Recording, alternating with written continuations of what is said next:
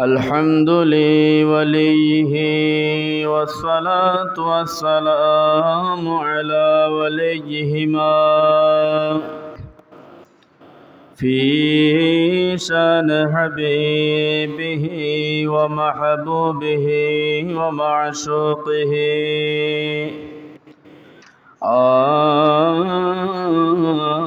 آمر ومخبرا إن الله وملائكته يصلون على النبي يا أيها الذين آمنوا صلوا عليه وسلموا تسليما صلى الله على سيدنا محمد وآله وأصحابه وبارك وسلم اللهم صل على سيدنا مولانا محمد وعلى علي سيدنا مولانا जो मगर के काबा बनैया दहे घर के मदीना ज़ैना माजे बसे बसे देखब सोनार मदीना अल्लाहुम्मा सल्ले अला मौलाना मुहम्मद वाला अली सैयदना मौलाना आशिक छिलेन वस्करनी नबीर प्रेमे दीवाना 32 দ্বন্দ্ব শহীদ করলেন একটি মাত্র রাখলেন না আল্লাহুম্মা সাল্লি আলা মাওলানা মুহাম্মদ ওয়া আলা আলি সাইয়্যিদিনা মাওলানা खुसर भी अच्छी लगीना सरवर अच्छी लगी हम फ़कीरों को मदीने की गली अच्छी लगी अल्लाहुम्मा सल्ली अला सैयदना मौलाना मुहम्मद वाला आली सैयदना मौलाना मुहम्मद सलातुन्या अलैकुम सलामुन्या बक़ारे खुश खैरानम अग़सिनी या रसूल अल्लाह परेशानम परेशानम अग़सिनी या रसूल अल्लाह सलातुन या रसूल अल्लाह अलैकुम सलामुन या नदार में जुज तुम आए नदार में जुज तुम आए तो खुद साज सवानम अग़सिनी या रसूल अल्लाह सलातुन या रसूल अल्लाह अलैकुम सलामुन या ख्याल माँ सिवा दिल से मिटा दो या रसूल अल्लाह हिजाब ज़ुल्मत बशरी उठा दो या रसूल अल्लाह सलातुन या रसूल अल्लाह अलैकुम सलाम या हबीब अल्लाह अलैकुम बिस्मिल्लाहिर रहमानिर रहीम वल्लज़ीना आमनू वत्तबअतहुम ज़ुर्रियतुहुम बिईमानिन अल्हक़ना बिहिम ज़ुर्रियतहुम वमा लतनाहुम मिन अमलिहिम मिन शय्इन सदक़ल्लाहुल मौलानाल अज़ीम वबल्लग़ना रसूलुहुन नबियुल हबीबुल करीम रब्बी सल्लि व सल्लिम व बारिक अलैहि। नबी मोर परशे मनी नबी मोर सोनार खनि नबी नामे जपे जे जन सेई तो दो जाहानेर धनी नबी मोर परशे मनी नबी मोर सोनार खनि नबी नामे जपे जे जन सेई तो दो जाहानेर धनी नबी मोर परश मनी नबी मोर नूर खुदा कर तोर सकल पैदा नबी मोर नूर खुदा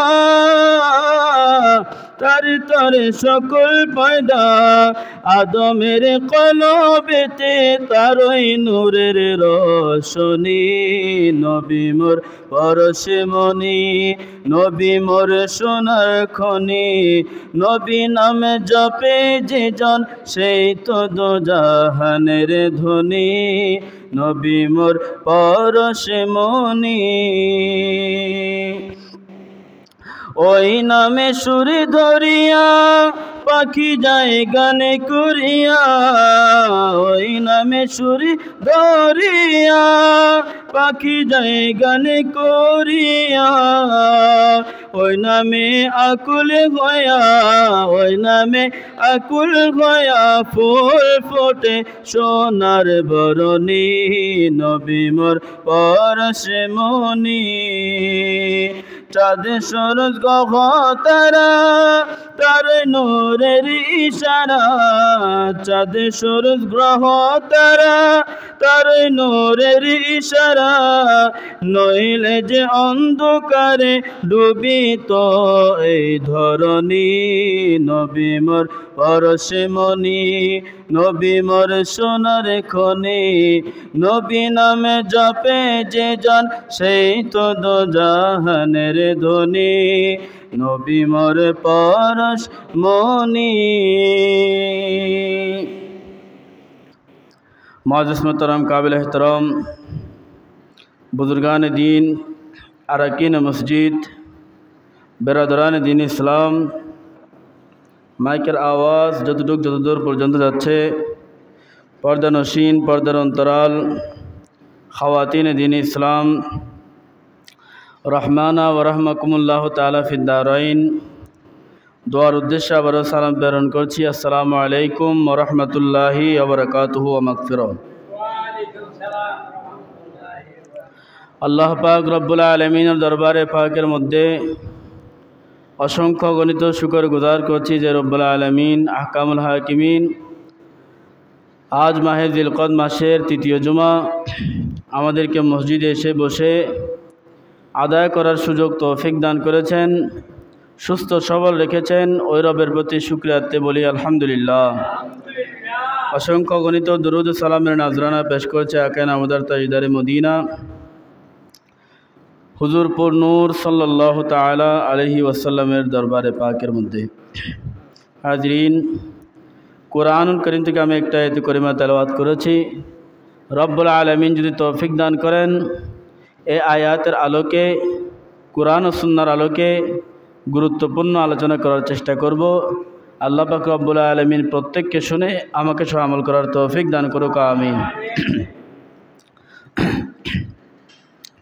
আল্লাহ পাক রব্বুল আলামিন কুরআনুল কারীমের সূরা তুরের 21 নম্বর আয়াতের মধ্যে ইরশাদ করেছেন বিসমিল্লাহির রহমানির রহিম ওয়াল্লাযীনা আমানু ওয়াত্তাবাআতহুম যুররিয়াতুহুম।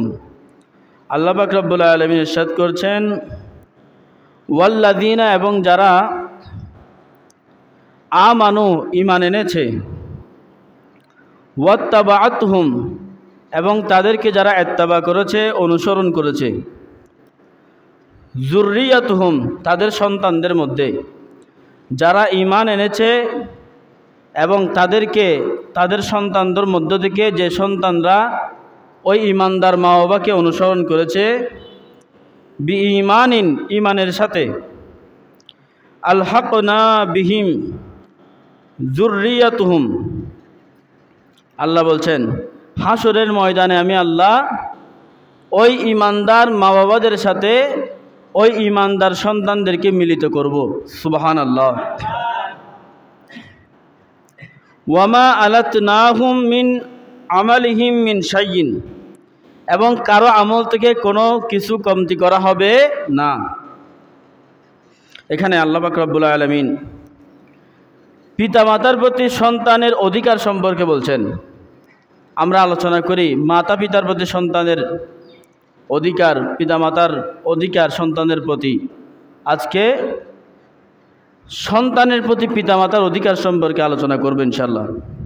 আল্লাহ বলছেন ওই সমস্ত পিতামাতারা যারা ঈমানদার, ওই ঈমানদার পিতামাতার সাথে তার ঈমানদার সন্তানরা হাসরের ময়দানে একত্রিত হবে। শুধু তা নয়, সন্তান যদি ঈমানদার হয়, সন্তানের উসিলায় ওই পিতামাতার গুনাহসমূহ মাফ করে দেওয়া হবে। ওয়ান নবী মাসউদ রাদিয়াল্লাহু তাআলা, হযরত আবু মাসউদ রাদিয়াল্লাহু তাআলা বলছেন, আন নবী সাল্লাল্লাহু তাআলা আলাইহি ওয়াসাল্লাম, রাসূলুল্লাহ সাল্লাল্লাহু আলাইহি ওয়াসাল্লাম ইরশাদ করেন, ক্বালা ইযা আনফাকার রাজুলু, কোন একজন পুরুষ, আনফাকার রাজুলু আলা আহলিহি, তার পরিবারের জন্য, পরিজনের জন্য, সংসারের জন্য কোন একজন পুরুষ যদি সওয়াবের আশায় বাজার করে, তরিতরকারি কিনে, পোশাক আশাক কিনে দেয়, ভরণ পোষণ করে পরিবারের সওয়াবের আশায়, নাফাকাতান ইয়াহতাসিবুহা, সওয়াবের নিয়তে খরচ করে, ফাহিয়া লাহু সাদাকাতুন, ওইগুলা সদকা হিসেবে, দান হিসেবে আল্লাহর দরবারে কবুল হয়ে যাবে। সুবহানাল্লাহ। হাজিরিন, আলোচনার শুরুতে বিশেষ কথা বলছি, এটা হচ্ছে যখন আলোচনা হবে আলোচনা মনোযোগ দিয়ে শুনবেন শুরু থেকে শেষ পর্যন্ত। আর আপনি যদি আলোচনা মনোযোগ দিয়ে শুনতে না পারেন, আপনি ওই এখান থেকে গিয়ে বলবেন কি ওয়াজ করছে, কি বলছে, কিছু তো বুঝলাম না। তো আপনি বুঝবেন করতে গিয়ে, আপনি বোঝার জন্য তো কী করতে হবে? শুনতে হবে। না শুনলে বুঝবেন করতে গিয়ে। পুরো আলোচনা না শুনে শেষে এক লফজ শুনে গিয়ে বলবেন কিসের ওয়াজ করেছে। সুতরাং আলোচনা পুরাটা শুনবেন। এগুলা এলমি আলোচনা, জ্ঞানের আলোচনা, জ্ঞানমূলক আলোচনা। আপনি যদি মনোযোগ সহকারে শুনেন আপনি ফায়দা হাসিল করবেন। আর যদি মনোযোগ সহকারে না শুনেন, আপনি এখানে যে খালি এসেছেন ওই খালি ফেরত যাবেন। সুতরাং আমরা কেউ এখান থেকে আল্লাহর ঘরে এসেছি খালি ফেরত যাওয়ার জন্য নয়। আমরা ফকিরের মতো এই ঘরে এসেছি কিছু আমল করে নিয়ে যাওয়ার জন্য, এবং এই ঘরে এসেছি নিজের গুনাহগুলা মাফ করে কিছু গুনাহ হালকা করার জন্য, সওয়াবের পাল্লা ভারী করার জন্য। সবাই বলি আলহামদুলিল্লাহ। আমার রাসূল বলছেন পরিবারের জন্য তুমি ব্যয় করো, ব্যয় করতেই থাকো, কিন্তু এই ব্যয়ের মধ্যে কোনো বরকত হয় না।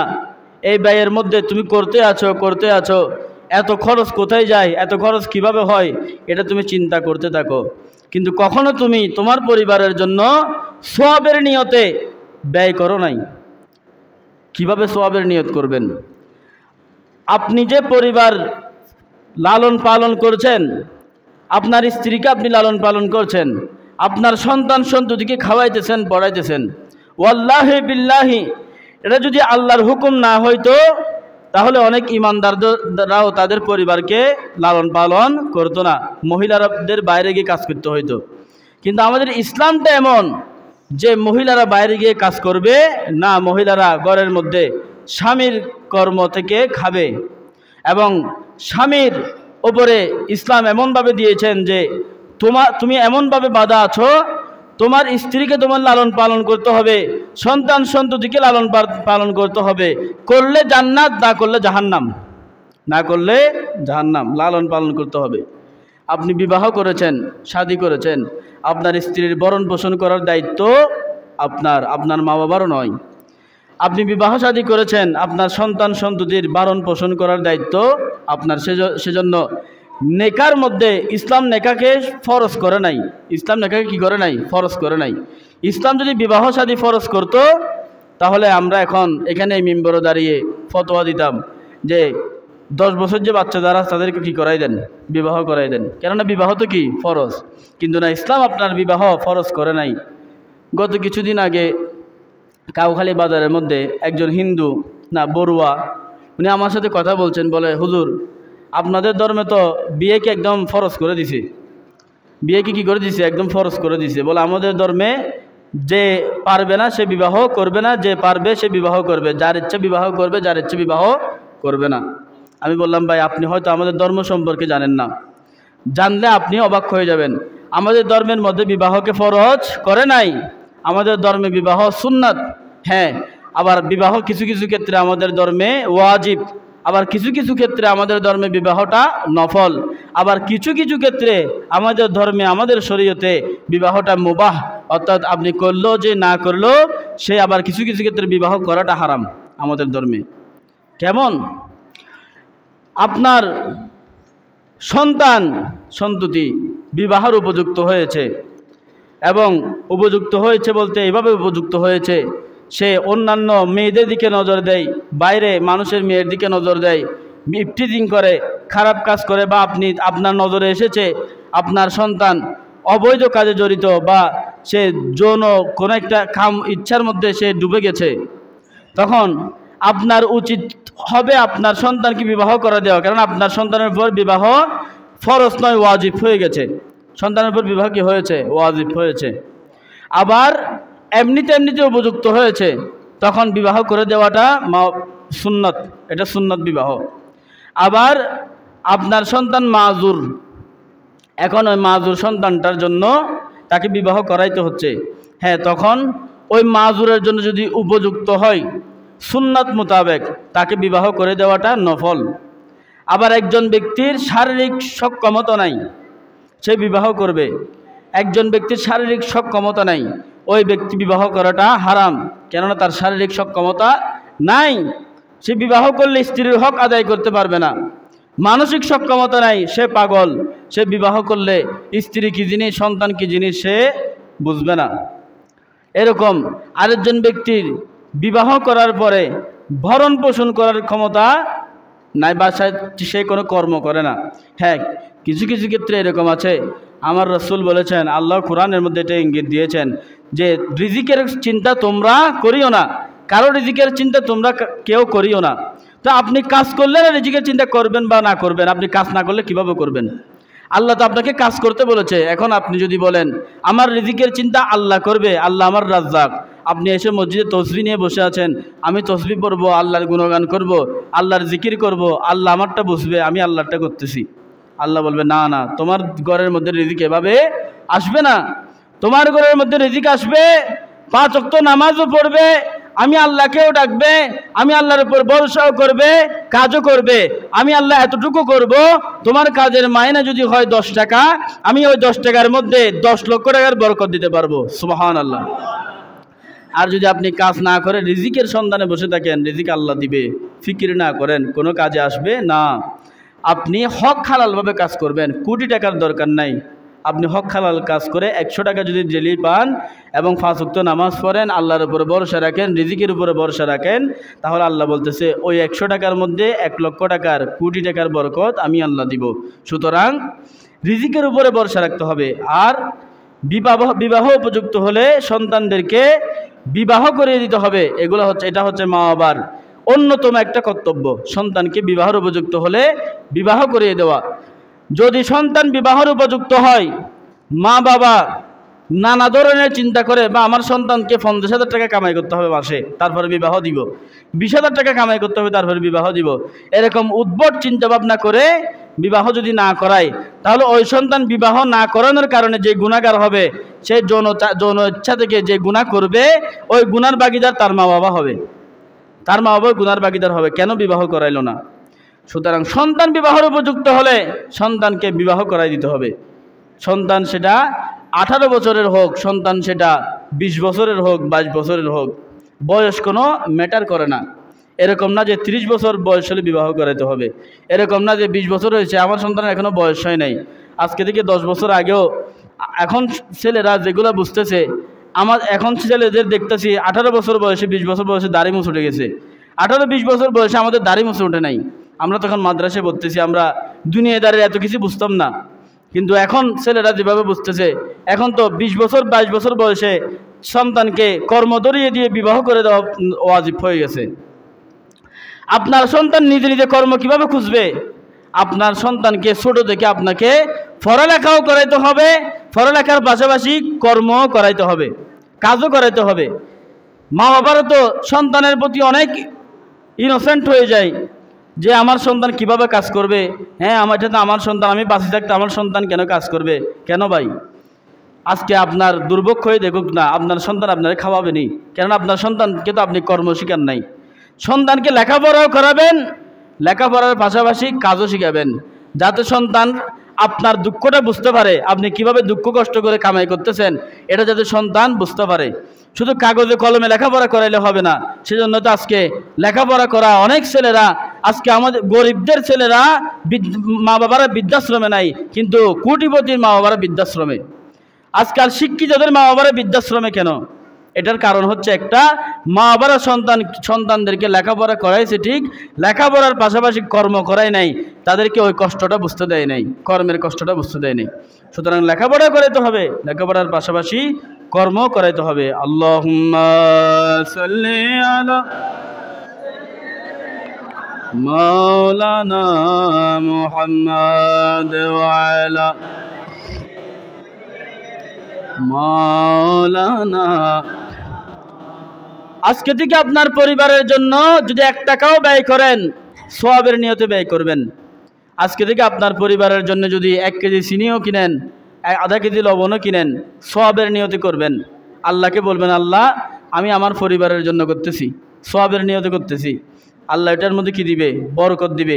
আর যদি এমনি করতে থাকেন, কি করছেন আপনিও জানেন না, কি করতেছেন তাও বুঝেন না, বা যেটা বুঝেন না ওইটাও বুঝেন না, এরকম যদি করতে থাকেন, আপনার আমলের ঘাটতিগুলো পূরণ হবে না।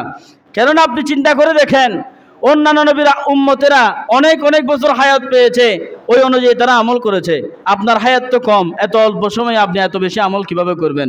আমার রাসূল বলছেন, এরকম খুঁটিনাটি বিষয়গুলো দিয়ে আল্লাহ একটা, মনে করেন একটা আলিফের সওয়াব 10টা, এরকম 10টাকে 10 গুণ করে, 20 গুণ করে, 10টাকে 1000 গুণ করে বৃদ্ধি করে দিয়ে আল্লাহ এক একটা রসিলায় এক একজন বান্দাকে, এক একটা রসিলায় এক একজন নবীর উম্মতকে আল্লাহ মাফ করে দিবেন। সুবহানাল্লাহ।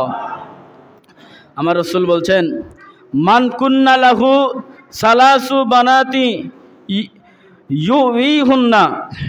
আমার রাসূল বলছেন, যে ব্যক্তির ঘরে মান কুন্না লাহু সালাসু বানাতিন, যে ব্যক্তির ঘরে 3 জন কন্যা সন্তান আছে। কয়জন? 3 জন।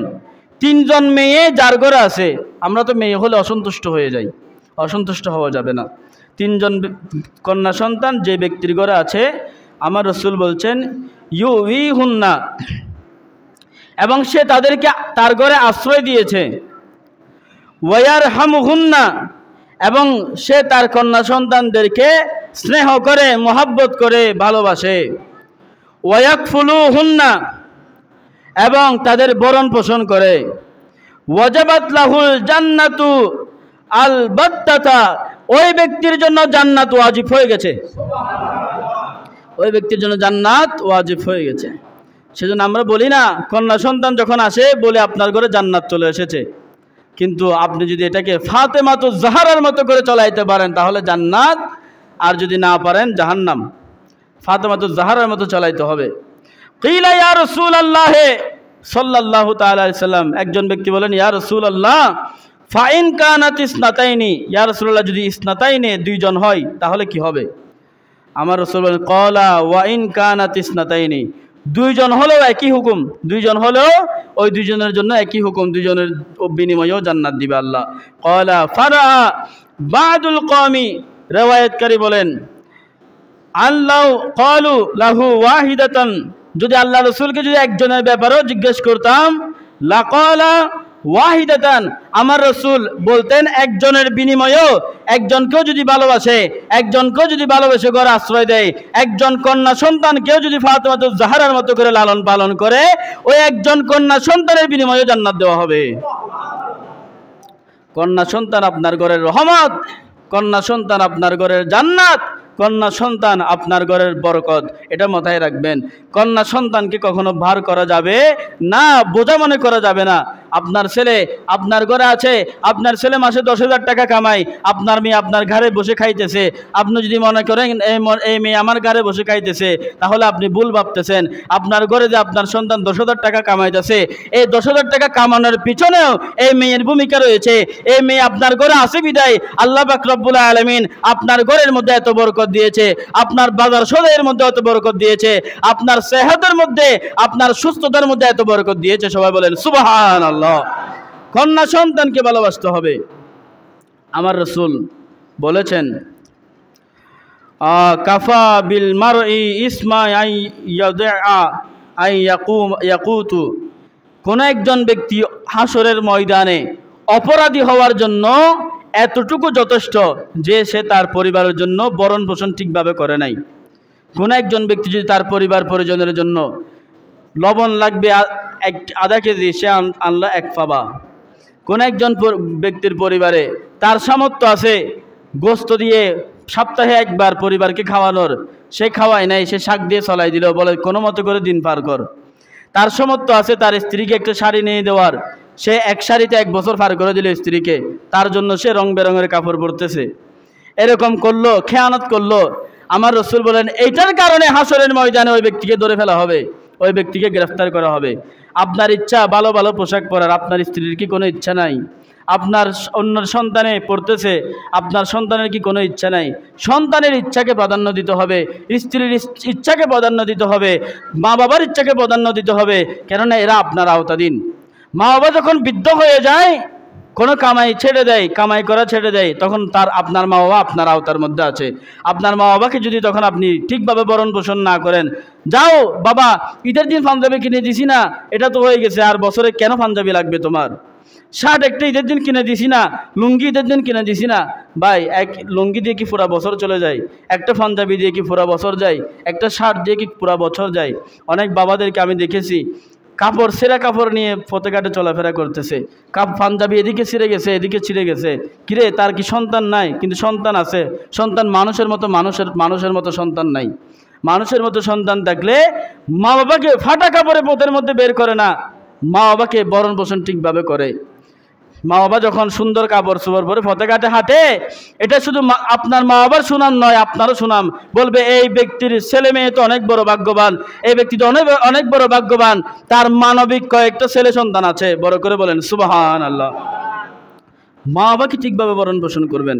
আমার রাসূল বলছেন কোন একজন ব্যক্তির ঘরে একটা সন্তান হয়েছে,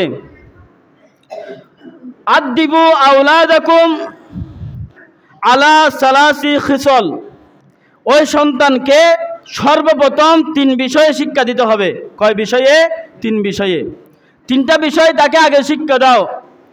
সালাসি খিসল, খাচ্চুত, আমরা সিরিঙ্গে বলি খাচ্চুত, খাচ্চুত হয়তো 3 নাম খাচ্চুত আগে কি দিও, এদের শিক্ষা দিও।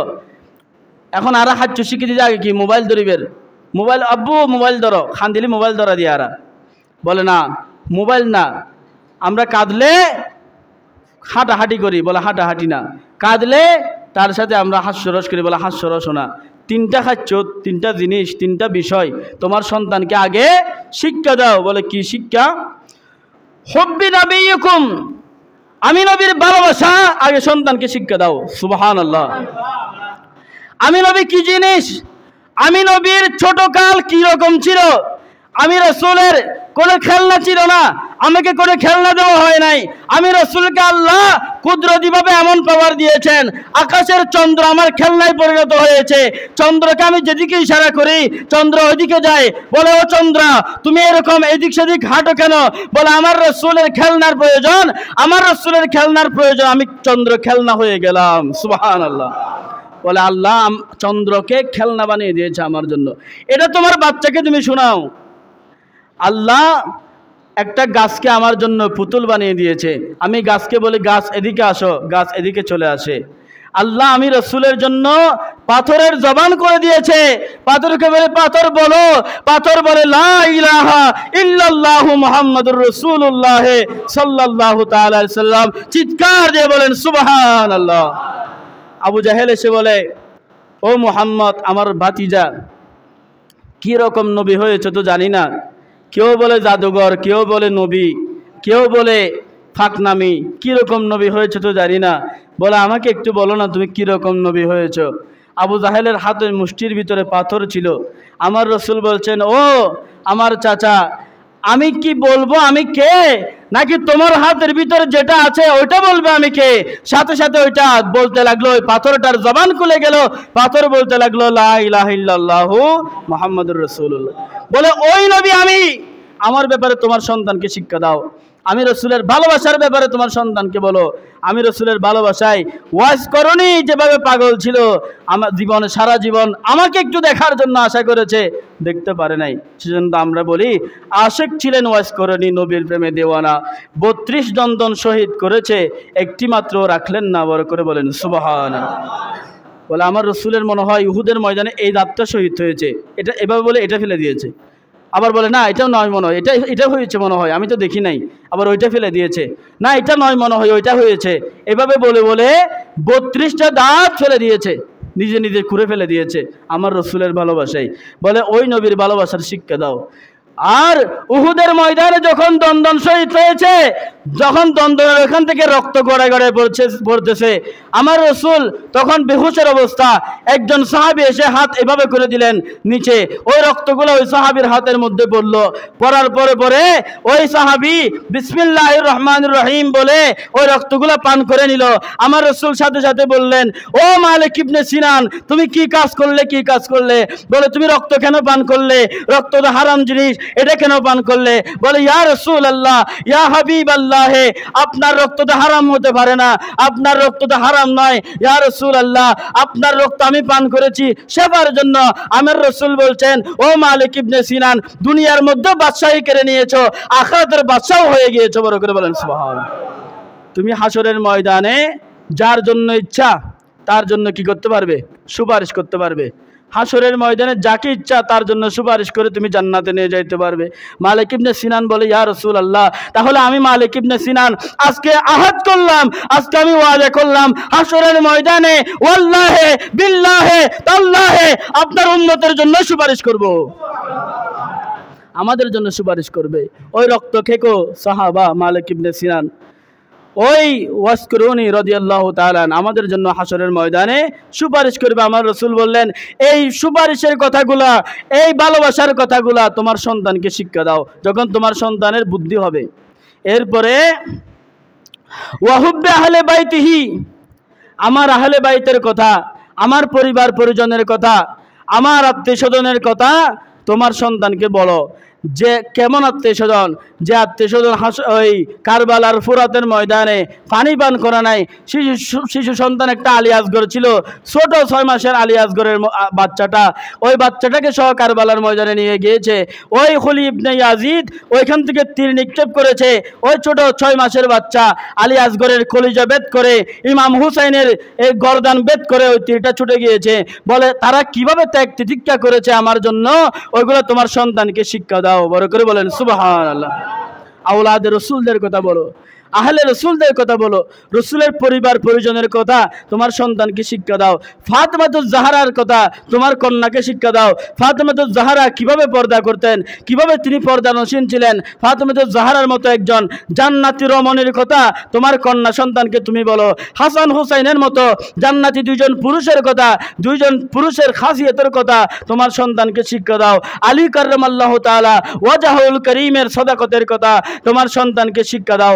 এভাবে আমার রাসূল বলেছেন। এরপর আমার রাসূল বলেছেন এই তৃতীয় নম্বরের মধ্যে ওয়া আলা কিরাআতিল কুরআন, ওয়া আলা কিরাআতিল কুরআন, তোমার সন্তানকে তৃতীয় নম্বরের মধ্যে কোরআন শরীফ শিক্ষা দাও, যে কোরআন শরীফটা বাল হুয়া কুরআনুম মাজিদ ফি লাউহি মাহফুজ, যেটাকে আল্লাহ লাউহে মাহফুজের মধ্যে সংরক্ষিত করেছেন, যেটা দুনিয়াবি কোনো গ্রন্থ নয়, লাউহে মাহফুজের মধ্যে ছিল। ওই লাউহে মাহফুজ থেকে আল্লাহ যেটাকে মাহফুজ করে মামুর করে দুনিয়ার মধ্যে মকালে কলবের মধ্যে মানুষের কলবের মধ্যে স্থান দিয়ে দিয়েছেন। ওই কোরআন মাজিদ তোমার সন্তানকে তুমি শিক্ষা দাও। বড় করে বলেন সুবহানাল্লাহ।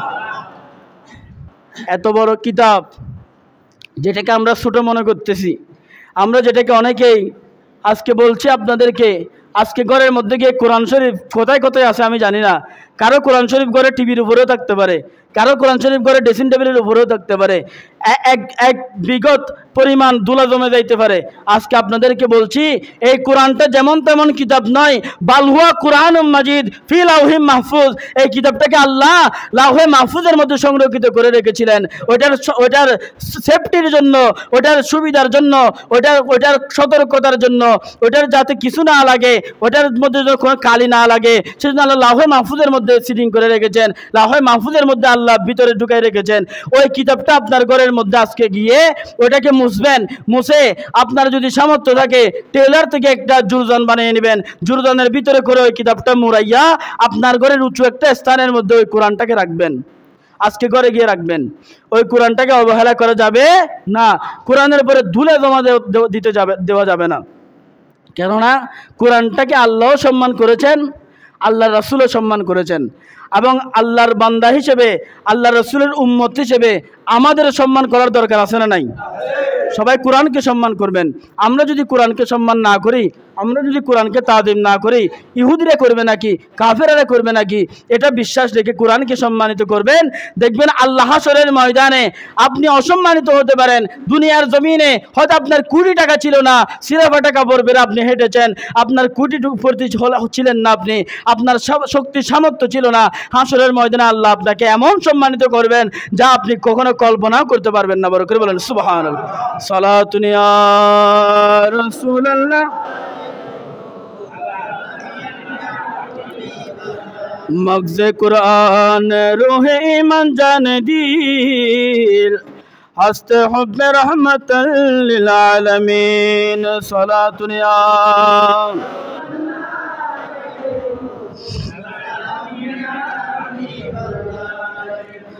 निगाहे कुरान में ये तासीर देखी, निगाहे कुरान में तासीर देखी, बदलती हजारों तकदीर देखी सलातुन या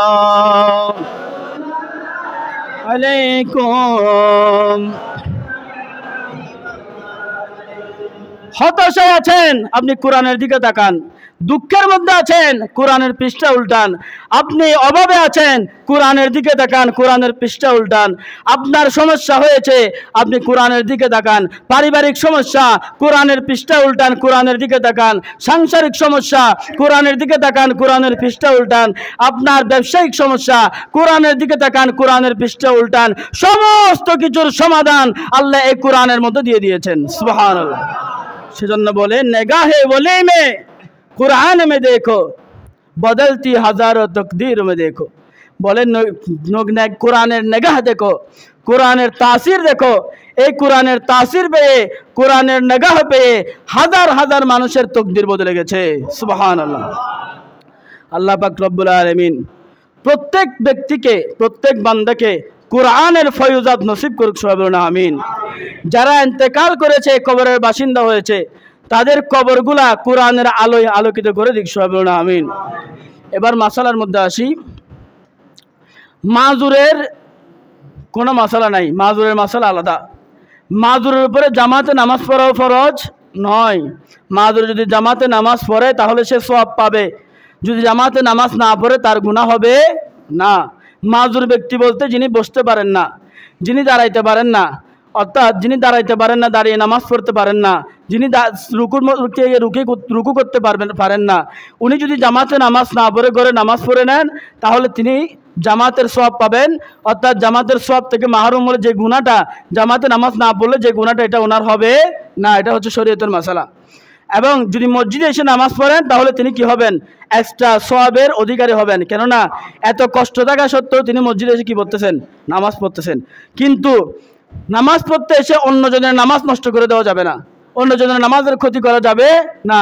মাজুর ব্যক্তি যিনি দাঁড়িয়ে নামাজ পড়তে পারেন না, বসে নামাজ পড়তে হয়, তার উচিত মসজিদের একদম এক পাশে গিয়ে কি করা? নিয়ত করা। মনে করেন দাঁড়িয়ে নিয়ত করে বসে যাবেন, এরকম হলে নামাজ কি হয়ে যাবে? একজন মাজুর ব্যক্তি যিনি দাঁড়িয়ে নিয়ত করার সামর্থ্য আছে, তিনি বসে নিয়ত করতে পারবেন না, তিনি দাঁড়িয়ে নিয়ত করবেন। দাঁড়িয়ে নিয়ত করার পরে যদি তিনার সামর্থ্য না কুলায় রুকু করার জন্য, সেজদা করার জন্য, তাহলে তিনি কি হয়ে যাবেন? বসে যাবেন, বসে নামাজ আদায় করে দিবেন। কিন্তু সত্য হচ্ছে মসজিদের এক পাশে তিনি কি করবেন?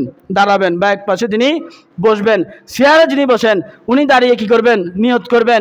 এরপরে তিনার ইচ্ছা হলে তিনি চেয়ারে বসবেন। এটা চেয়ারের হুকুম হচ্ছে আলাদা, এটার জবাব উনি ওনার মতো করে দিবেন, কিন্তু নিসবতের উপর নির্ভর। আপনার নিসবত যদি এটা থাকে, আমি চেয়ারে বসলে আমার অহংকার আসবে না, চেয়ারে বসলে আমার তাকাব্বুর আসবে না, আমি চেয়ারে বসলে যেভাবে নামাজ পড়তে পারি, যে খেয়ালে নামাজ পড়বো, এমনি নামাজ পড়লে আমি ওই খেয়ালে নামাজ পড়তে পারি, এটা যদি নিয়ত করে উনি ওই নিসবতে যদি নামাজ পড়েন, তাহলে চেয়ারে বসতে যে নামাজ ওনার হবে, বসে নামাজ পড়লে একই নামাজের সওয়াব উনি পাবেন। যদি তিনার নিসবত এরকম হয়, আমি সবার উপরে আছি, বা আমি এরকম আছি, আর অন্য কেউ চেয়ারে বসতে পারেন, আমি চেয়ারে বসে নামাজ পড়তেছি, এরকম যদি তাকাব্বুরে নিয়ত হয়, তাহলে তার ওই নামাজই কবুল হবে না, ওই নামাজ কবুল হবে না। কেন নামাজের মধ্যে তাকাব্বুর আনা যাবে না। নামাজ পড়তে হবে এমনভাবে, আমার 20 টাকা আছে, এখন নামাজে দাঁড়িয়েছে, আমি কি ফকির, আমার কিছু নাই। মসজিদে যখন ঢুকবেন, আমি কোনো সভাপতিও না, কোনো সেক্রেটারিও না, আমি কোনো চেয়ারম্যানও না, আমি কোনো মেম্বারও না, আমি আল্লাহর বান্দা। এখানে যারা আল্লাহর বান্দা ঢুকেছেন, ফকির ঢুকেছেন, বড় লোক ঢুকেছেন, যারা ঢুকেছেন, আমি তাদের মতো একজন সাধারণ আল্লাহর বান্দা। এটা নিয়ত করে যদি আপনি মসজিদে আসেন, কিছু নিয়ে এখান থেকে যাইতে পারবেন। আর এটা নিয়ত করে যদি না আসেন, আপনি যদি আপনার নিজের খেয়াল আসেন, নিজের নিয়ত আসেন, এই মসজিদে ঢুকবেন, ঠিক আছে, মসজিদ থেকে কিছু নিয়ে আপনি যাইতে পারবেন না। আপনার গুনার বোঝাও হালকা হবে না, আমলের পাল্লাও ভারী হবে না। আপনি যদি সব কিছু পেলে মসজিদে ঢুকেন, তাহলে আপনার আমলের পাল্লাও ভারী হবে, আপনার গুনাহসমূহ মাফ হবে, গুনার বোঝাও হালকা হবে। এখান থেকে কিছু আমল করে, এখান থেকে ফেরেশতাদের সাথে মুলাকাত করে কিছু বরকত নিয়ে আপনি মসজিদ থেকে বের হইতে পারবেন। সবাই বলেন সুবহানাল্লাহ। আমা আলাইনা ইল্লাল বালাগ ওয়া মা তাওফীক ইল্লা বিল্লাহ। আসসালামু আলাইকুম ওয়া রাহমাতুল্লাহি ওয়া বারাকাতুহু। যারা সুন্নাত পড়েন না, 4 রাকাত কবুল জুমার সুন্নাত আদায় করে নেন।